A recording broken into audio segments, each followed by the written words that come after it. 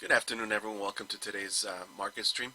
My name is Stockdarts, and we're going to do what we normally do on every Wednesday. We're going to go ahead and take a look at the four major markets. We're going to look at the S&P 500, the Nasdaq Composite, the Dow Jones, and the Russell 2000. If you like what you see here, you can always follow me at Twitter at Stockdarts. You can find these videos on YouTube at Stockdarts, or you can visit me at patreon.com/Stockdarts, where I post weekly blog content, including trade ideas, watch list ideas, and a lot of times just elaborating on whatever the concepts or ideas are that we come across on these Wednesday webinars.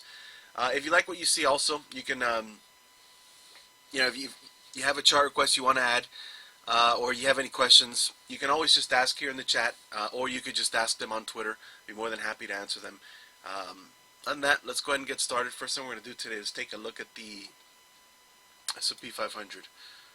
We're going to look at the ETF SPY, right?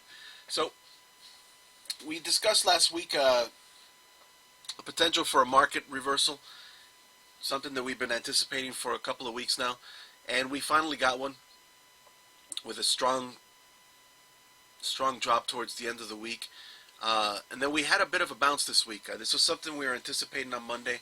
It looked like the market was finding some support, and basically across the board, if we go ahead and cover these four market ETFs, you'll see that we found support in pretty standard levels of support that we were expecting, and so far the buyers have stepped in. However, I think we're in the middle of a little bit of a war ground between buyers and sellers, as we've been met with pretty good supply, even though and good selling pressure. Even though we've bounced pretty strongly from Monday, and we're a bit higher from where we started the week. You can see that we have been finding some selling pressure, and we'll go over that in a second when we examine the individual candles of this week's price action. And I think right now where we are, again, we're in a spot where I think the market is trying to establish boundaries. And I think at this point we're trying to figure out where the price ceiling is and exactly where equities become overpriced moving forward. And what should hopefully be, well, I don't know if hopefully is the right word, but what is likely to become the ceiling of where our price action is. Now, that being said, the bulls have still been in pretty good control since we bottomed out in March, and the Nasdaq is still sitting pretty close to all-time highs, and there's always the possibility that the bulls end up winning this battle and continue propelling the market upwards. Now, I personally feel like it's a little bit better if we trade sideways and get a little bit more of an exchange of buyers and sellers and get new buyers to come in and kind of push the market upwards. I think at the rate that we've been going, the higher this market goes, the more weak hands get in, and the more likely that we eventually sell even more sharply than the one or two candles we had last week. But that's personal conjecture. Really what we're here for is just to analyze the price action and see what's going on in the market. So that's what we're going to do. And like I said, we're going to start with the S&P 500 now. Let's kind of backtrack a little bit and take a look at what happened last week, right? So last week, the last time we met was on Wednesday, was the 10th, right? So it was right before we had a drop. We were discussing the idea that the market was at pretty good resistance, and there was a decent chance we were going to turn around and pull back. The market was getting overextended. And then on Thursday, you see we had a really sharp drop. Now, interestingly enough, we went all the way, basically the levels that I expected us to reach in maybe a week's time, we reached in one day. We came all the way from 320 on the S&P 500, or on SPY, all the way down to 300, basically tagged the 200-pair moving average, came real close, and actually, came real close to tagging also a pretty important long-term level, which is around 295. If you come back and we zoom out to the weekly chart and you see exactly where we came back, you can see that it makes sense where the market pulled back last week. We pulled all the way back down to this area, which was sort of the staging ground for the rally that we had to close out last year. It was also an important area because it was the confirmation of a breakout above a multi-year range that we had spent all of 2018 and most of 2019 in, which was trading somewhere around the range of 295 and maybe 255 or so. Had a little bit of a dip below it, a little bit of a move above it, but for the most part, we were kind of trading within that range. And so this was an important buying area for the bulls and for people that wanted to support this idea that the market is done with that range, that this was an aberration. The whole COVID-19 drop that we saw was one of these unexpected black swan events that the market is at this point assuming is behind us. and in the rearview mirror. And so if that's the case, then the expectation is that we'll start to trade back above that range that we spent the last couple of years in, and begin to build on that breakout that we established at the latter half of last year and beginning of this year, right? And so that was the first area that the bulls were ready to buy. We discussed this last week. That was a very good area to buy the dip and to look at some bounce plays, and that's exactly what we did this Monday. And those of you that are my Patreon subscribers, if you're in here, you'll know that the plays that we took are actually working pretty well today, or over the last couple of days. Of course, most of them are mimicking what the market is doing, but that's kind of the point, right? And so now the question becomes, and I think the more important question, I expected buyers to step in and support price action.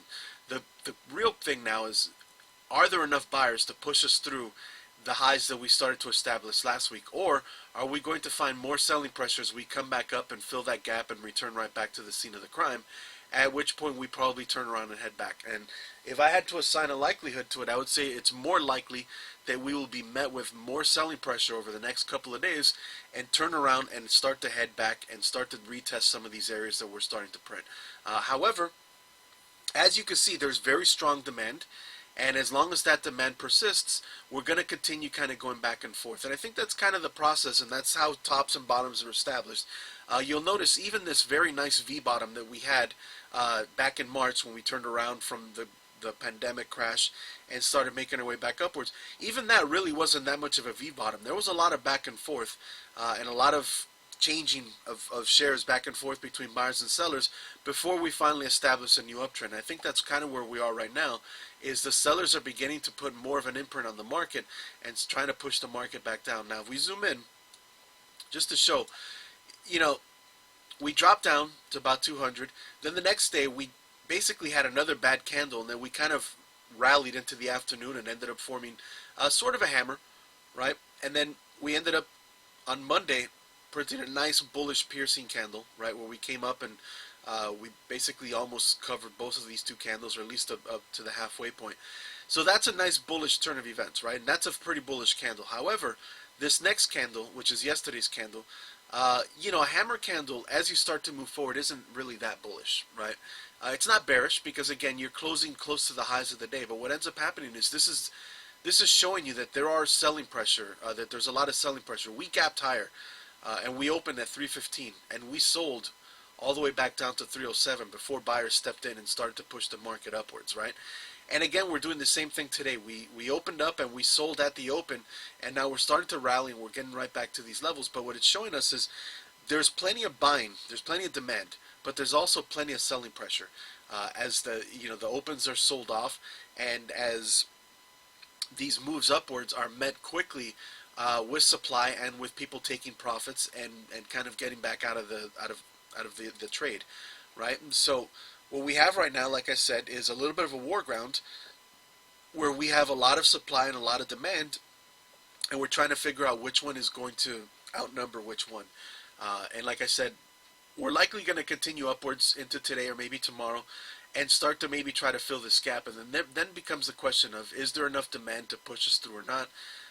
And we'll see what happens. And I think that should be evident by Friday or Monday of next week at the latest.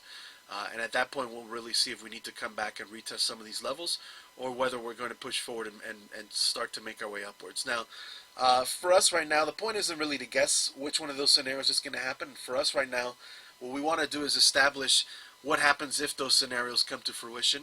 And if they do, how are we going to go ahead and trade them? And what levels are we looking at that will give us a good idea of what exactly is taking place, right? So the key area to the upside is 320, right? It could be a little bit above it, maybe around 322, 323, which is last week's highs, but basically anywhere around this red line. This is what the market needs to exceed and push through in order to establish that we are going to continue pushing upwards, and that it's the S&P 500's turn to start approaching all-time highs.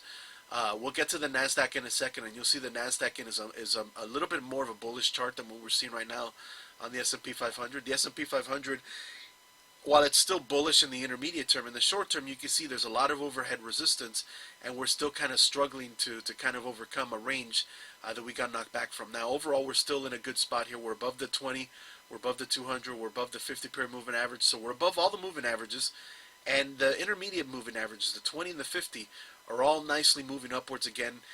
This kind of parallel train tracks that usually identifies a strong trend is in place.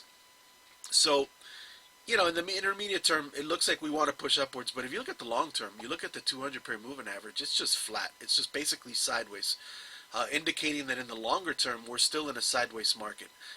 And if that's if that's going to continue to persist, the likelihood is that we are going to establish a ceiling up here and start to trade sideways until we start to be able to get this moving average to start curling back upwards.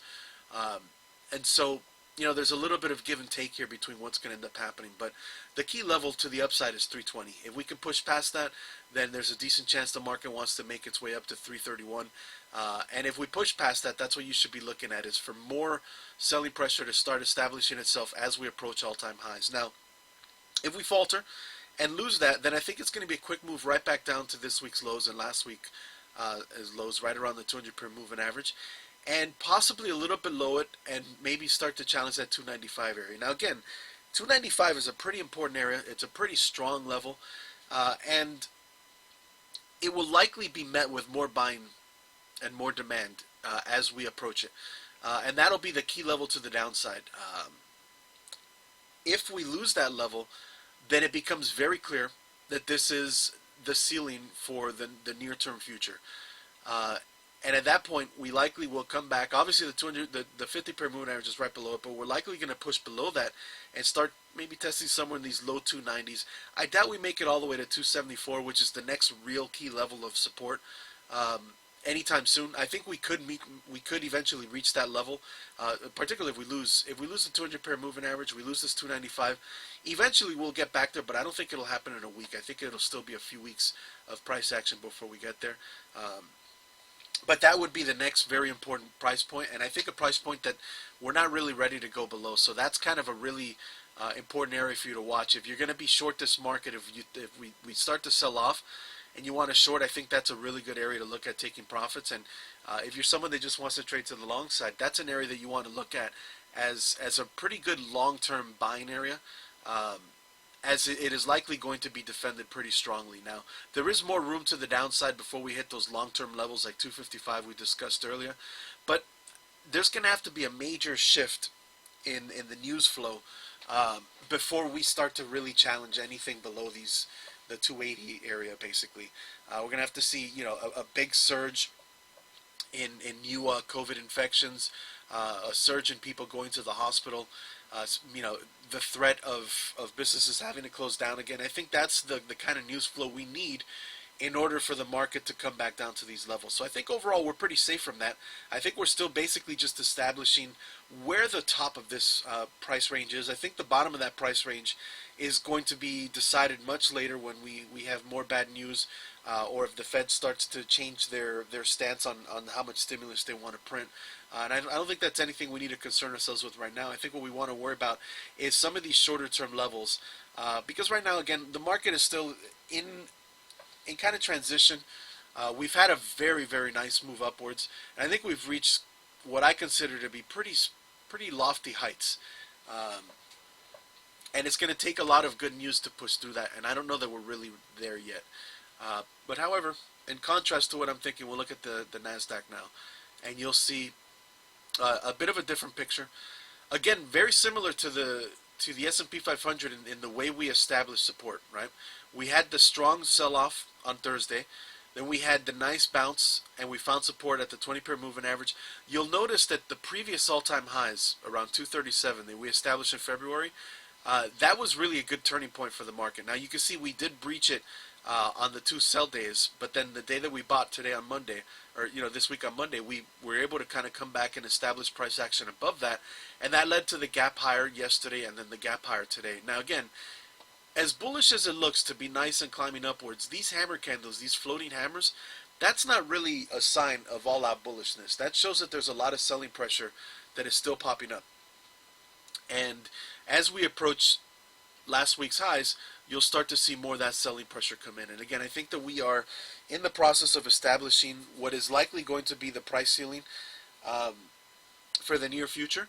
And if we are to indeed continue rallying, then I think the Nasdaq will have to be the index to do it. And if that's the case, then we're going to have to push through 247.61 or whatever it is. What is the exact level? 247.82, right? So we have to get to about 248 in order for the Nasdaq to establish new highs and to basically tell the market, no, we're ready to keep moving upwards. Now, the Nasdaq is heavily weighted in a few companies that have done very well and have actually flourished during this shutdown because they benefit from people working or shopping at home, and that's kind of helped keep this market up a little bit. However, at this point, when we're talking about new all-time highs, we're still trying to establish that basically where we are now is better than what we were in February. And while the Nasdaq might think that, the rest of the indices are not quite there yet. Now, if you're looking to the long side and you think that we are ready to rally, then the level you want to watch is the Q's 248. If the Q's can establish price action above that, the other indices will follow suit and will start to make their way through the overhead resistance that they're encountering. If the Nasdaq falters here and heads back lower, then expect the other indices to falter and head lower as well. Now for the Nasdaq, of course, the established zone that is important right now is 237 and change, right? 237.60, 237.50, somewhere around this 20-pair moving average, somewhere around this green line. If we lose that level, which is probably going to happen if we do pull back again, where do we establish the next level of support? Do we continue to drop all the way back to the 50-pair moving average, or do we just kind of hover around this area and keep going back and forth through that? If we stay around 235, 236, then I think that's still pretty bullish because it's still the market establishing a breakout and it's still basically kind of confirming that it wants to move forward in a higher level than what it was before. If we lose 237 and we start to trade below it, then again I think it shows that we're beginning to establish a top and we're beginning to establish a price reversal that is likely going to push the market down a little bit further. Now, again, the Nasdaq is such a strong trend that what often happens when you have a trend this strong is you test the 20-pair moving average 2, 3, 4 times, and eventually once you lose it, you just chop between the 20 and the 50. And more often than not, that is all you need before it turns around and starts to make its way back upwards. Whether that's the case or not this time, we'll see. There's always going to be the times that it doesn't return back to the highs. But either way, the next stage in price action for the Nasdaq, once we lose the 20 period, once we lose this 237 area, the next stage of price action is most likely going to be just a chop between the 50 and the 20, which means once it hits the 50, it's likely to bounce and come and make its way back up. So that will be the area that you probably want to look at if you're looking to buy the dip and you're looking to trade upwards. And if you're looking to short the Nasdaq, which I wouldn't recommend, I think if you want to short, there are other areas of the market that are easier and clearer to short. But if you did, then the 50 would probably be a good target. Once we were able to break the 20, that would probably be the area that you want to look at as far as taking profits or beginning to scale out or shift your allocation. Now, I don't think that it really warrants any attention to look any further than the 50 per moving average right now. Like I said, the Nasdaq is extremely strong with respect to its peers, and more likely than not, if we see lower price action, if we start to lose key support levels, it's going to be in the other indices before we see it in the Nasdaq. So really, if we lose the 50, the next level you want to look at is down here around 217, and I would not really expect anything below that from here to next week at the very least, and probably not for the next few weeks, assuming that we do turn around and start heading south. Now, we look at the Dow Jones. We see a picture very similar to the S&P 500. Nice reversal, right, around the 20-pair moving average, just above a nice level of support. So it's establishing good support levels. It is below the 200-pair moving average, or at least it was, and we're starting to make our way back above it again. However, in contrast to the Qs, you can see again, we're pretty far away from all-time highs. We have a lot of established overhead resistance that we need to make our way through, and we have a gap to fill just like the S&P 500, which I think is going to be critical. Now, you'll notice we started to examine a downtrend that was coming in place last week. This was kind of a little bull flag it was printing, and it failed that bull flag, and now we'll see whether this is going to continue to establish itself. If you look at the S&P 500, it's a very similar idea, right? So this is an important, very very short term level if you really want to pay attention. If we can break this new nascent downtrend, it likely means we're going to come up and fill that gap and test upwards. If we roll over today and cannot break through this, and tomorrow, then it means we're going to head south. But again, you can start to see a pattern developing here, and it's likely, the Nasdaq a little bit different, right? You don't really see it on the Nasdaq because, again, relatively speaking, it's just much stronger than the others. And in some respect, you can actually say that Nasdaq is already showing us that we're going to break those descending trend lines. But again, we'll see what happens as we close today. But with the Dow and the S&P 500, you can see a trend developing here. And we're kind of stuck right now. Like I said, this battleground, the bears have a new little short downtrend that they're trying to put in the market. And the bulls have this nice bounce, right, with Monday's candle and the last two candles, these nice moving averages. So we have a battle going on right now. And whichever side wins is likely going to push the market. If you're looking at the Dow Jones and DIA, likely going to push it either back up to the 270s or back down to the 250s. So potential for a move in either direction. Now you'll notice one thing. I didn't say this in the S&P 500 NASDAQ review, but you think about it, we're right in the middle of a range, right? We've got 13 points to the upside and about 13 points to the downside, which means as of today, we don't really have a great trading opportunity because we have just as much upside as we have downside. So keep that in mind. I thought Monday was a great buying opportunity. I think where we are right now is a difficult place to try to initiate trades because there's just as much upside as there is downside. And it's one of these things where we need to have a resolution in one direction or the other before we get some easier plays going in the other direction. So keep that in mind. But with the Dow Jones, again, the key areas here are, if we break this downtrend, can we get through this gap and fill it and start to make our way upwards? Or are we going to head back down? And if we do hit the 250s, are we going to establish support here again, which is an important area, or are we going to head lower? Now, if we look at the weekly on the Dow, you can see, again, very different from what we're seeing on the S&P 500. And even we didn't look at the Nasdaq, but the Nasdaq, as you can imagine, is relatively speaking still near its high, so we didn't have to establish long-term price levels. But you'll notice the Dow Jones is not through that range that we spent most of 2018 and 2019 in. The ceiling of that range, for the most part, is 266, and that foothold that we established towards the end of last year, where we really started to rally upwards, the high of that range is really around 274. You'll notice that's exactly where the Dow Jones reversed and headed back south, and that was a level that we really discussed in detail last week. And so now, unlike the S&P 500 and the Nasdaq, which are basically just trading above that area and just have to trade flat to confirm that breakout, the Dow Jones actually has work to do to get back through that level. So that's an important area for the Dow Jones, this 265, 266, and that is a very key area that if you want to see an uptrend established in the market, the Dow's going to have to get back above that. And if it can't get back above that price point, then it's likely going to head lower, and it's likely going to push through this 247 and maybe test a 50-period moving average.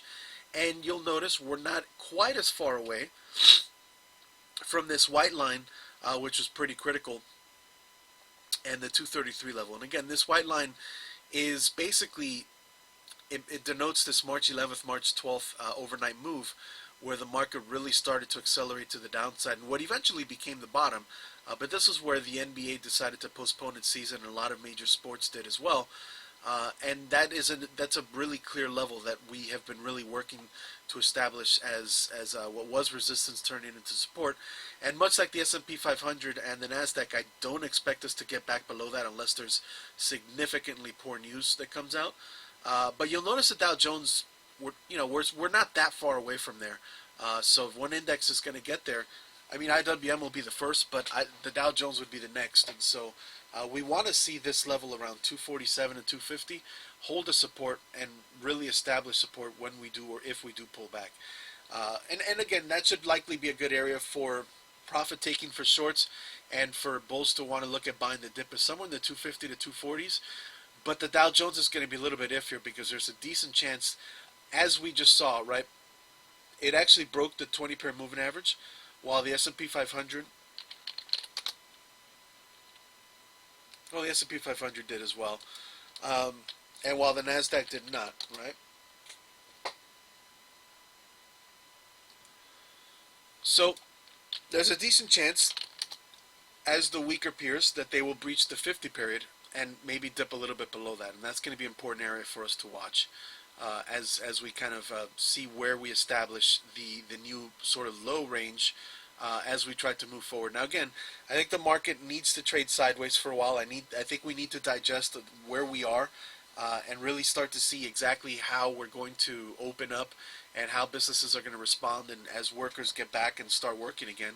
And I think that really the market should start to reflect that and start to trade more sideways rather than straight up like we've done for the last few months. Now, the last one we want to look at is IWM. And you'll notice again, so the same pattern. Now, actually with the IWM, if we really want to be accurate about it, it actually is breaking it, which is a nice, it's an interesting little turn of events. That's interesting. So there's a little bit of bullishness here, even though really it's the index is the most down this today. But it had a very nice gap yesterday, I guess, and so it was able to establish a little bit of a break of that downtrend. However, I think it's still really in the process of trying to break that and move forward. You'll notice we actually filled the gap. Now, that gap was easier to fill because, again, there was a bigger move down in the middle of last week on Wednesday. And again, you'll notice IWM was the first one to signal a reversal in the markets. Just like we look at the Qs as the signal for a breakout, I think IWM is still the index we want to look at as far as signaling moves to the downside. You'll notice, again, we're well below the 200, well below all-time highs, well above this area around 158. And we're really not that far away from that March 11th level as well. So this is going to be another area. We're likely going to hit the 50-pair moving average if we do turn around. And if we do, we're probably going to breach that 50 period and maybe come back and have to fill this gap around 125 and maybe even test these March 11th levels before we really establish strong support. Now, again, it could be that this doesn't happen, right? It could be that we continue this attempt to break this downtrend, and we make our way back above the 200 and we continue to rally. There's a decent chance the market does all this. If that's the case, we'll see that with the Qs. If we don't see that, then the first place we're going to see the downside is going to be IWM. And the first thing we're going to notice is really a move back below 140, 141. So this is actually, if you want a really quick tell as to what the market's doing, this is the first really warning signal. You'll notice again, we had a break of a downtrend, right? It's a really short downtrend. It's not anything. It's not a very significant breakout. But these last 2 days, we've attempted to break what was a sort of a short-term established downtrend. If that fails, and we roll right back down, and we head back below Monday's highs and this whole little area here, and this gap, then likely if we lose this 140, we're going to come all the way down to test 135, 136. So this is a very important little spot here if you want to watch. Like if you were in a trade here, this would be a good place to trail a stop, because once you establish that bottom and you make your way upwards and you break this downtrend, you don't want to come back down and test that. If you retest that, chances are that means you need to come back and retest much lower around the 135, 136. So that's kind of a nice little warning signal. If you're worried about this market heading back south, watch for this. If we lose that, we're likely going to come back down and test a little bit lower. So keep that in mind as a nice little warning signal telling us that the market is reversing. Now, if we stay above that and continue to try to make our way through this uptrend, well then, IWM is going to make its way back up and start testing the low 150s and maybe even towards the mid 150s, which again will probably concur with the Nasdaq printing new all-time highs. So we'll keep an eye on that as well. I think overall, again, the market, like I said, we're in the middle of a range.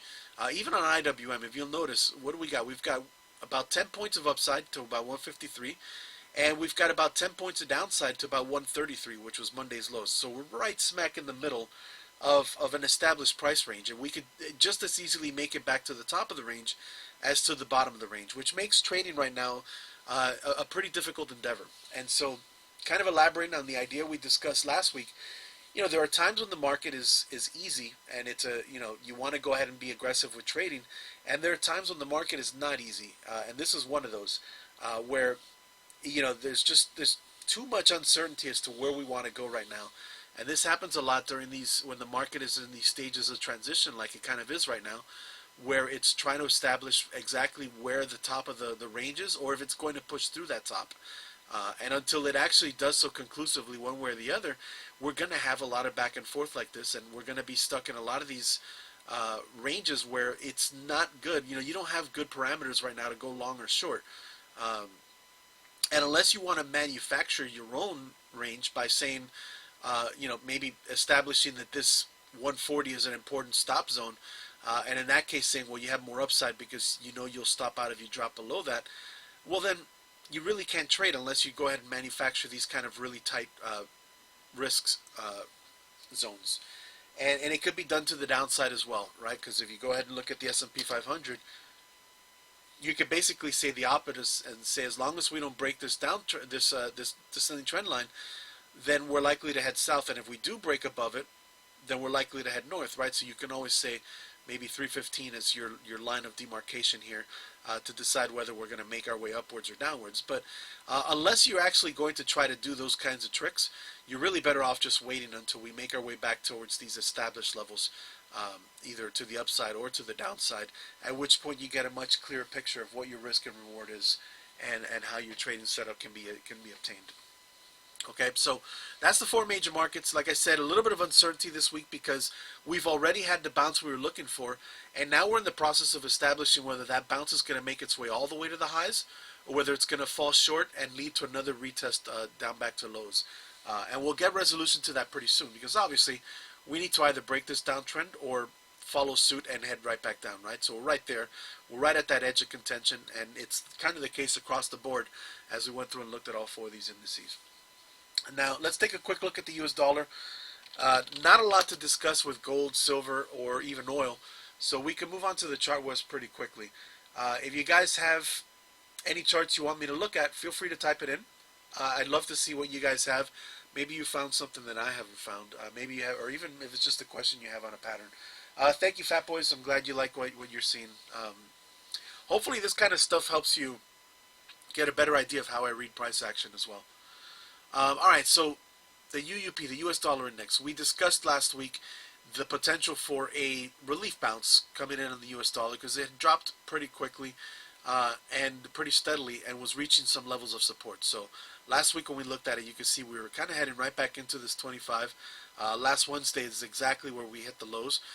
And we said there was a decent chance it's going to bounce because, it's at support and it's just reaching a level where it needed to kind of get a reaction right back up. And that's what we've seen so far. 5 days of bouncing. They've been pretty weak overall, and I think we're probably starting to reach a point where that relief bounce is done, and if the previous trend is to kind of reestablish itself, we're probably going to head a little bit south. But we'll look at the individual currency crosses to get a better picture of that. So if we look at the euro-US dollar first, now this is going to be backwards or inverse.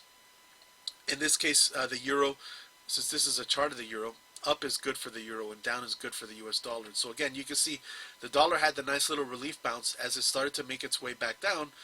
And again, it was pretty close to an established level of resistance here. Now, the euro is starting to approach what it should consider support, which is its 20-period moving average. You can see again, this area right around 112 is kind of an important area. We're hovering right above it. So expect a reversal probably coming in the next couple of days and a bounce for the euro as it comes up and starts to kind of establish itself in this price range. So I don't think the candle pattern is here yet, but there's a pretty decent chance that the euro will bounce in the next day or two and try to make its way back up to 113, 114. Now, if we look at the US Canadian, you see again the US dollar, nice little bounce. Actually in this case the Canadian had a nice bounce and then started to pull back, and so this is when the US dollar, actually no, I apologize, I got confused there. Nice bounce on the US dollar, and then we had a little bit of a pullback these last 4 days. Now this is actually a little bit of a bullish pattern for the dollar in that what we have here is a nice reversal, and then we have a consolidation. So mixed signals, right? Because the euro looks like it wants to bounce versus the dollar. The dollar looks like it wants to bounce versus the Canadian. It looks like it wants to continue making its way back up to 136, 137. You'll notice there is a lot of selling pressure, a lot of wicks up here. So we'll need to see the U.S. dollar establish a new bounce before we really want to get in long here. But this looks like it maybe wants to make its way back up and test 136 to 137. If it fails here, it'll likely head all the way back down to 133. And then finally, the last one we want to look at is the U.S. yen. And in this particular case, you can see the dollar bounce was pretty weak. The yen has been pretty strong, and the U.S. dollar has struggled against it over the last couple of weeks.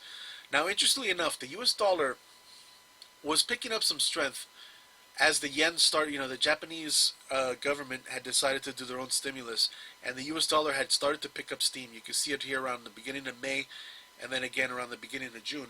And that has reversed pretty significantly over the last few days, over the last week or two. And right now, really, the U.S. dollar is flirting with a breakdown. So this is what you want to look at as far as the U.S. yen is concerned. If it loses this area on 107, it'll likely lose the lows from last week and head right back down. If it can find some support here, then there's a decent chance that it starts to make its way back up into the 108s. But this one is not very conclusive as far as the chart pattern.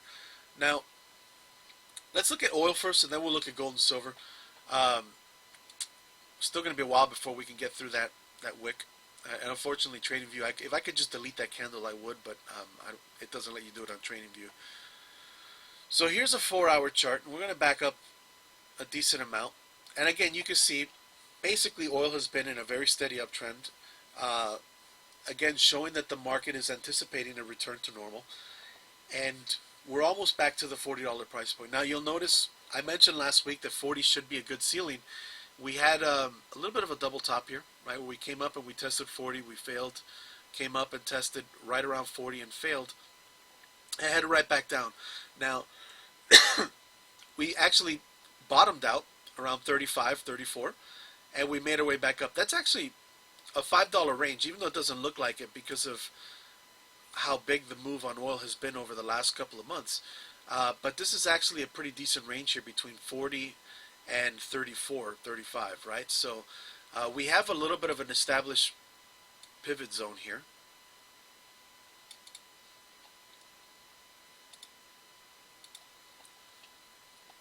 And what we have again is oil starting to struggle at these price levels. Now we can also do this. We'll change that to a solid trend line. And you can see that oil is actually starting to falter a little bit quicker every time it tries to make its way back to 40. So we have a little bit of a pattern now that we can sort of anticipate to see what happens next on oil. If it wants to continue higher, it's going to have to break this slowly descending trend line. And if it's going to break lower, it's going to lose this 37 again. And if it loses 37, it's probably going to be a quick move back to 34 and probably a little bit below that, right? So that's going to be an important area to watch as well. You can see that actually is a key price point that was important in May as well. So now we begin to have some levels that we could watch on oil in the short term that could give us a better idea of what it's doing next. And so this is going to be important. Again, I think this is a good gauge of what the market expects as far as our economy recovering. So this is one that even if you don't want to trade oil, this is something you still want to watch and see exactly where demand for energy is and what exactly we are pricing in as far as what we are willing to pay for oil. Okay. Now, last thing we want to look at is gold and silver. And again, like the markets, and like we were last week, we're right in the middle of the range, right smack in the middle, right? 162, we've got to move up here to 165, and we've got to move down here to maybe 158, 159. So a little bit more downside than upside, but basically stuck in the middle of this big white box.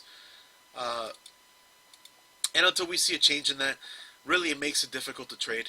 Like I said, even if you're bullish or bearish right now, what's the point of trading when you're right smack in the middle? And there's just as much chance that it makes its way back up to the 160s, or sorry, 164, 165, as it does to make its way below the 160s and back into the 158, 159 area. So I don't think there's a good trade here, and I don't think there's a good trade in SLV as well. I think that really where it is right now is difficult. The pattern on SLV is a little bit more bearish because again, it's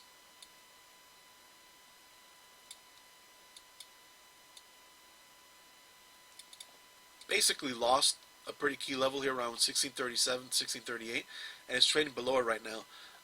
So there's a chance it comes back down. But again, because it's the middle of the range, it could just as easily break that and make its way back up and test the top of the range. So really not a good idea right now for gold and silver traders because there's, unless you're really bullish or really bearish and you feel like you have a good read on exactly what it's going to do next, you know, it's basically just back and forth between a channel. So it makes what I consider to be a difficult trade. And like I said, at this point, you don't really want to be taking chances, just guessing on trades.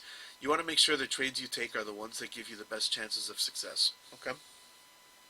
So that is oil, gold, and silver. We can move on to chart requests.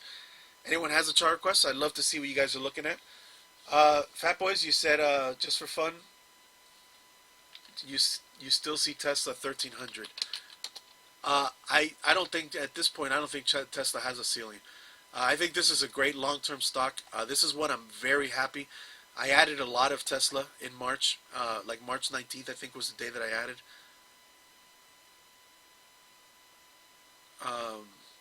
Somewhere around here. And I'm very happy for that. It's done really well for me. And I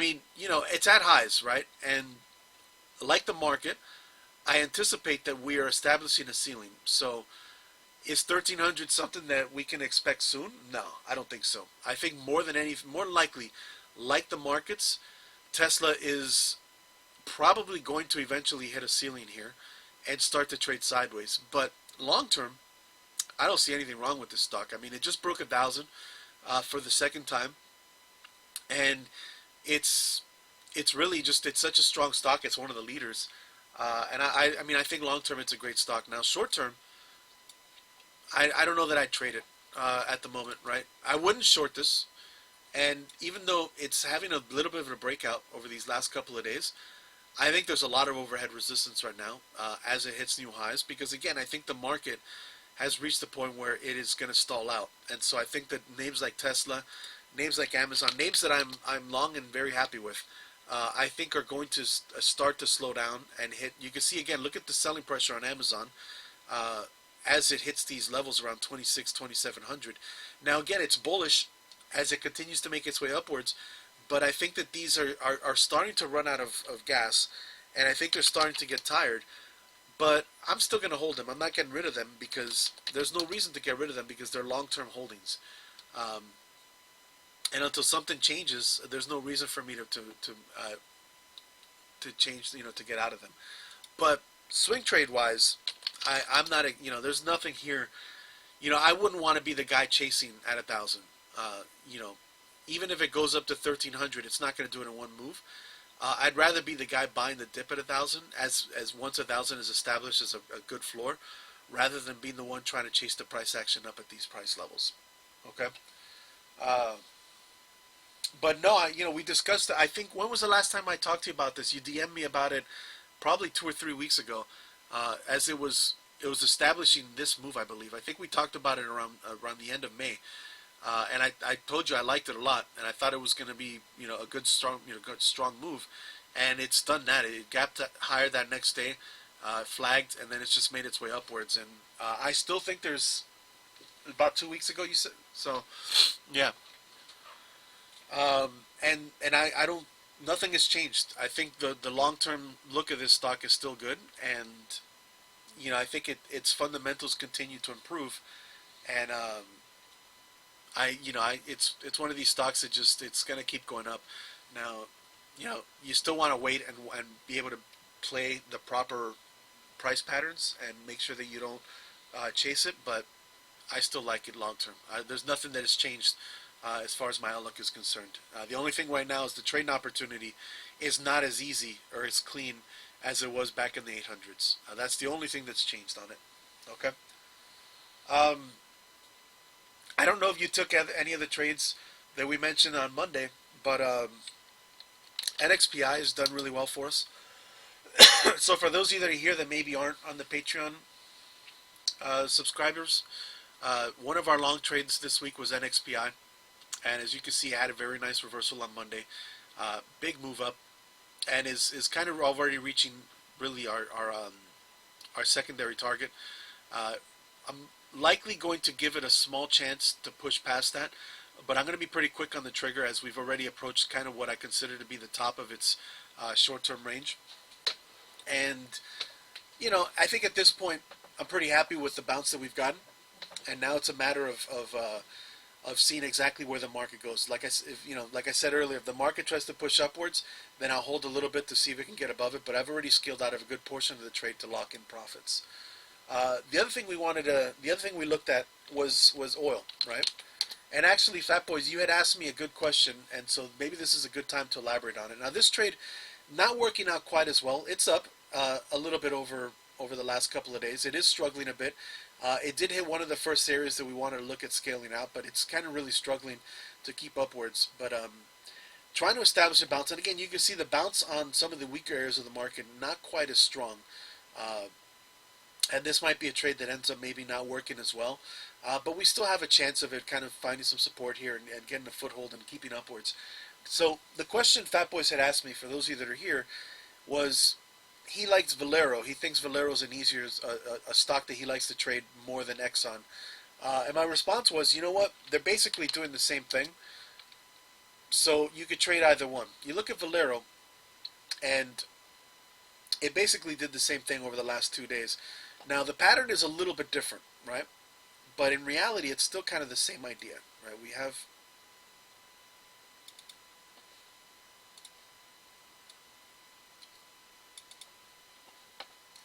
So, in this case, you have this nice kind of a cup and handle bounce. Then you have this range that established, and then it broke out. And then it pulled back. And on the difference between Valero and Exxon was that Valero was trading below a critical area, right?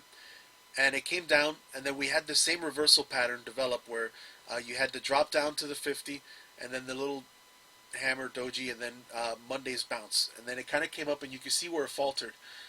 Now, Exxon, what I liked about Exxon a little bit more was that it was still establishing its previous breakout. Now, part of that is because Exxon was, relatively speaking, weaker before. However, because they're both in the same field, because they're both basically trading in sync and their patterns are pretty similar, you could have traded either one. But I just wanted to point out why I preferred Exxon over Valero. They both basically made the same move. I think Valero's move was maybe even a little bit higher percentage-wise yesterday versus Monday. But I think it's down a little bit more today. But basically, the reason I liked Exxon was because of where it stood on the chart versus where Valero stood on the chart. But basically, any one of these, we can look at maybe like Chevron. And you can see, again, the same kind of pattern where we had the reversal and then the gap higher and then the move back down, which, again, is very similar to the market. And, again, if I wanted to go ahead and chart this, you'll see a very similar pattern developing. You can see exactly where these things are struggling. But overall, they all have the same basic pattern. Just some of them, relatively speaking, are stronger either in the short term or in the long term. But they all have the same idea. It's all the same thing. You have the buys. You had this nice kind of a cup and handle. Then you had this consolidation range. And then you had the breakout. And then the pullback. And then now we're just trying to establish that this pullback is going to stay within support of the previous consolidation range. So you can see it's the same case with Chevron. With Valero, it's the same thing, that consolidation range. And with Exxon, the same thing. We had that cup and handle. The consolidation range was a bit lower, so it was weaker throughout May. And then now, right, it's basically trying to establish above that range. So it's kind of picked up a little bit of relative strength now, but it was relatively weak during May. But overall, they all have the same basic pattern, right? Cup and handle, consolidation, breakout, and then a failure, and they're coming back and retesting it. So, all three of them, you can say, yeah, Exxon's base is better now. But the reality is that the others had broken out in May, while Exxon had not. But that was part of the reason why I liked Exxon, was because it was still basically holding above that. But they did the same thing. Exxon didn't need to hit the resistance the others did to falter. It faltered right at that gap, and it's kind of going back down. But all three of them are basically doing the same thing, despite the fact that they're in a little bit of a different area with respect to where their charts are right now. And I think that happens a lot. And one of the things you want to keep in mind when you're trading certain industries, if you see patterns you like, say, so for instance, let's say you liked what you saw in Exxon or Valero, you don't want to trade all of them because all of them in essence are the same trade. And I know that's not your question, that's not something you did, but I just, to elaborate on this, since no one has a chart request right now, whenever you find stocks that are trading similar patterns, and that was part of the reason that I didn't really want to put in a lot of charts this Monday, because I felt like a lot of charts were giving the same trading pattern as what I saw in NXPI and what I saw in Exxon. And I don't want to put a lot because this isn't a week I want to trade aggressively. And what ends up happening is if you see a lot of patterns that are similar, they're just mimicking the market, or they're mimicking a certain industry. And if you take a few of them because you're like, well, this is a good pattern, what you end up doing is you just overweight on a certain market condition. So for instance, if I saw a lot of charts that were doing the same thing where they broke out and they were testing support in an area, but if I took all of them, all I would be doing is becoming overweight in a market that I'm not excited about, right? So that was part of why I just kind of decided this week we're just going to focus on two. Unlike last week we looked at like 5 or 6 names and all of them did really, really well for us. This week we wanted to be a little bit more surgical about it and look at a couple of areas and maybe just, make sure that we try not to get a little bit overboard with the market, because what we were doing right now is I didn't want to be overweight just trading on a market, right? Because all of these right now are mimicking what the market's doing, just to different degrees one way or the other, okay? So that's the idea. That's what's going on here. Exxon or Valero is a stop out if we end up losing some of these areas of support that we're right around. And again, we want to see a fill of the gap. And at this point, unless the market really breaks to new highs, it looks like the top of that range may not be in the cards right now. But again, oil sometimes is a different animal, and sometimes it moves counter to the market. So we'll see how these things develop over the next couple of days. But it's been a really good last couple of months, really, for my Patreon subscribers. Those that have followed me have done really well because we've had very, very successful trades for at least a month, almost 2 months now. And in reality, really all the way back into March, most of our trades have been very, very successful. And we've had a lot of 20 to 50% winners, and some of them even more now when we look at some of the longer term plays that we took in March. And so we'll see how these plays work out. It looks like NXPI already is a very successful trade, and Exxon is still kind of, it's in the woods. We'll see what happens, but I'm not that excited right now unless we see a little bit of a change in character. But I don't know if you ended up taking Valero or Exxon, or if you ended up not taking either one. But I did want to just go ahead and illustrate what, just kind of elaborate on that discussion we had and point out how sometimes when you see the same patterns on stocks, why you want to pick one over the other. And so this is why I picked Exxon over those other two, was because I thought it had, it's easier to establish where I want to stop out of the trade and where I want to go long.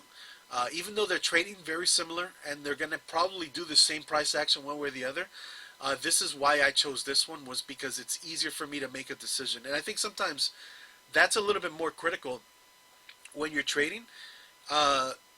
It's not always getting a stock that goes up and down. It's also establishing a trade that gives you an easy decision to make so that you don't get emotional and scale out or stop out earlier than you need to, right? So something like Valero, the stop out point is very tricky here, right? Because you could stop out on the lows from these last couple of days, but then you might tell yourself, well, wait a minute, there's better support here. So why don't I just let it run a little bit more, right? And then once it gets to 58, you might tell yourself, wait a minute, the real support is here at 53. So maybe I want to let it run to 53, right? And so you end up in a trade that's a lot more difficult because you're, not because it's going to do anything different from what Exxon's doing, but because your price points where you want, where you want to make your decisions are a lot more muddy, right? Because you don't have a clear stop out, because you either want to stop out at 60, which is relatively speaking pretty much the same place Exxon's at, where I would stop out. But then you want to give it room because you know the real level is here. Then you say no, the real level is here. So it makes it much more difficult to establish where you want to take your stop, and it even makes it more difficult to figure out where you want to take your profits because again, there's overhead resistance right here at the 20, then the gap above it, and just a little bit above it. So sometimes it's not a matter of what the stock's going to do because again, I think for the most part, Exxon, Chevron, Valero, they're all going to do the same thing, but it's easier for me to navigate and make decisions on this chart personally because it's just the patterns are clear. Okay. So there, I mean, well, obviously that's why I'm explaining it, just giving you a better idea. And for those of you that are in here, just this is a good way of establishing when you're looking through charts and you're looking at different areas, why you want to pick one stock over the other. Sometimes it's not because you think a stock's going to go higher than the other. It's because you want to pick a trade that takes emotion out, right? And so that you're not going to sit there in the middle of the trade and start panicking. What happens with a lot of traders, and it happens to professionals, it's not just beginners, it's not just amateurs. When you get into a trade, as soon as it goes up, your instinct is you want to get profits. You want to lock it in. You want to be happy with your profits. So you want to have a trade that you want to establish ahead of time what exactly are the areas where you want to take profit. But on the other side, even the initial instinct for traders is to take profit right away on a move up. But for a move down, they want to hold it and give it time to work in your favor. So you also want to establish a clear guideline as to where you want to get out of your trade if it goes against you. And a lot of times that's more important than whether the stock's going to go up or down, because more often than not, what makes or breaks you as a trader is not the stocks you pick. It's how you actually take advantage of the stocks when they go against you or for you. And really those decisions are the ones that really make a difference as to whether you're going to be profitable or not profitable. It's not which stocks you pick. It's how you trade those stocks, and a lot of it is based on managing your emotions and making sure that you have clear guidelines as to when your trade is wrong and when your trade is right. And so that's kind of the reason why I went for this one. Even though I was kind of ambivalent about which one you wanted to pick, because in the end they're all going to do the same thing, but that was why I picked the one that I picked. Okay? Alright, so I think that covers it for today. Anyone else that's in here, if you have a chart request that you didn't want to ask in public, you can always message me on Twitter. You can, I'll DM it to you if you want. You can find me on Discord. You can ask on there. You can email me, stockstars@gmail. I'll be happy to answer there as well. Whether it's a stock question, whether any kind of question you have on trading, I'm more than happy to help you guys out. Other than that, hope you guys have a good rest of the week. Like I said, I think we're at a turning point in the market, so be a little bit more cautious until we see what happens as we close out this week. And I think, again, we'll probably have a clear direction once we establish whether we're going to go back to highs or whether we need to come back down and test some of these lower levels. No problem. Hope you have a good rest of this week, and we'll see each other again next Wednesday, guys.